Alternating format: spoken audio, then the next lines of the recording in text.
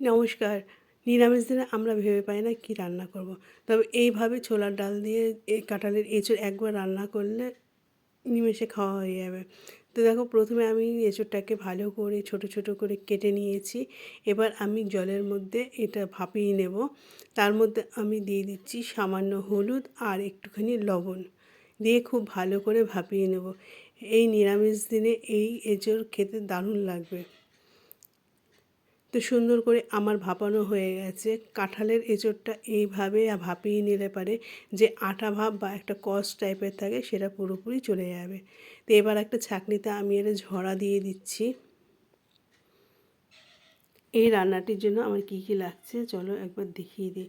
ভাপিয়ে রেখেছি এই কাঁঠালের এঁচোড়টা, এই একটা বড় সাইজের আলু নিয়ে নিয়েছি, আর এইখানে কিছুটা ছোলার ডাল আছে। ছোলার ডালটা আমি আগের দিন রাতে ভিজিয়ে রেখেছিলাম। 6 থেকে 7 ঘন্টা ভিজিয়ে রাখলে সুন্দর নরম হয়ে যায় আর ফুলে একটু বড় বড় হয়ে যায়। দেখতেই পাচ্ছ ছোলার ডালটা কতটা ফুলে গেছে। আর এদিকে নিয়ে নিয়েছি আমি পেঁয়াজ, টমেটো, গরম মশলা আর রোজকার মশলা। যারা একদম নিরামিষভাবে খেতে চাও তারা পেঁয়াজটা স্কিপ করতে পারো।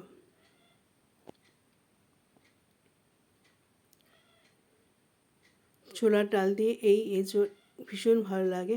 আর একটু শুকনো শুকনো করে তার সাথে একটা পাতলা ডাল হলে আর কিচ্ছু লাগবে না। এবার রান্নার দিকে যাওয়া যাক। কড়াই ভালো করে গরম করে নিয়েছি আর তাতে আমি দিয়ে দিলাম সর্ষের তেল। আপনারা এখানে সাদা তেলও ব্যবহার করতে পারেন, তবে সর্ষের তেলে খাবার বেশি টেস্ট হয়। তো আলুটাকে প্রথমে আমি একটু হালকা করে ভেজে নেব। আলুটা ভেজে নিলে খেতেও ভালো লাগে, দেখতেও সুন্দর লাগে। তো প্রথমে আমি দিয়ে দিলাম তেজপাতা আর কিছু গরম মশলা। এবার আমি দিয়ে দিচ্ছি পেঁয়াজ। পেঁয়াজটা এবার একটু আমি নাড়াচাড়া করে নেব, তার সাথে দিয়ে দিলাম লবণ। তোমরা যারা পুরোপুরি নিরামিষভাবে খেতে চাও পেঁয়াজটা স্কিপ করে দিও। এবার আমি দিয়ে দিলাম আদা রসুনটা গুলে একটু জলের সাথে। তো এবার আমি টমেটো দিয়ে দিলাম। টমেটোটা একটু ভালো করে নাড়াচাড়া করে আমি নরম করে নেব। এবার সব মশলাগুলো দিয়ে দেবো, হলুদ গুঁড়ো, লঙ্কার গুঁড়ো, জিরের গুঁড়ো, ধনিয়ার গুঁড়ো আর সামান্য দিয়েছিলাম কাশ্মীরি লাল লঙ্কার গুঁড়ো। এবার এই মশলাটাকে খুব ভালো করে কষাতে হবে। যে কোনো রান্নার মধ্যেই মশলা যত কষানো যায় খাবার টেস্টটা তার দ্বিগুণ বেড়ে যায়। একটা মশলা কষানোর ওপরেই তার রান্নাটা তৈরি হয়। তো দেখতেই পাচ্ছ কত সুন্দর কালার এসছে, ওপর দিয়ে তেলও ছেড়ে দিয়েছে। তো আবার আমি একটু ভালো করে কষিয়ে নেব। একটু সময় নিয়ে রান্না করলে যে কোনো রান্নাই খেতে ভীষণ ভালো লাগে। তো এবার আমি প্রথমে দিয়ে দেবো ছোলার ডালটা। যেহেতু ছোলার ডালটা একটু গলতে টাইম লাগে সেই জন্য আমি ছোলার ডালটা দিয়ে দিলাম। আর আগের দিন রাতে ভিজিয়ে রাখলে একটু তাড়াতাড়ি গলে যাবে।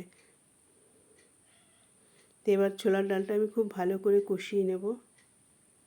নেওয়ার পরে আবার আমি 5 মিনিট মতো ঢাকা দিয়ে রাখবো। এইভাবে আপনারা একবার এঁচোড় খেয়ে দেখবেন, ভীষণ ভালো লাগবে। আর এখন কোনো সমস্যা নেই, 12 মাসই মোটামুটি বাজারে এঁচোড় পাওয়া যায়। তো জল দিয়ে দিলাম পরিমাণ মতো, দিয়ে ছোলার ডালটাকে একটু সেদ্ধ করে নেব।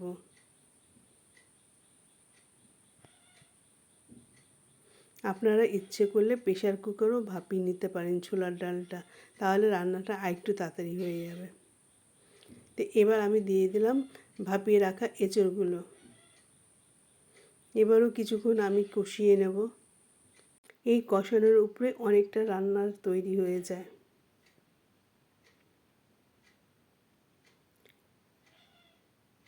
তো ঢাকা দিয়ে আমি আবার 5 মিনিট মতো রেখে দেব।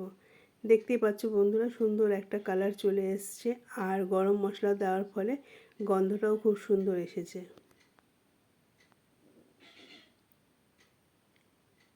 এবার ভেজে রাখা আলুগুলো দিয়ে দেব।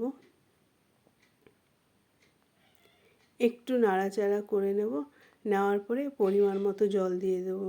যারা শুকনো শুকনো করে খেতে চাও তারা একটু গ্রেভিটা কম দেবে, আর যারা একটু ঝোল টাইপের খাবে তারা জলটার পরিমাণটা বুঝে শুনে দেবে।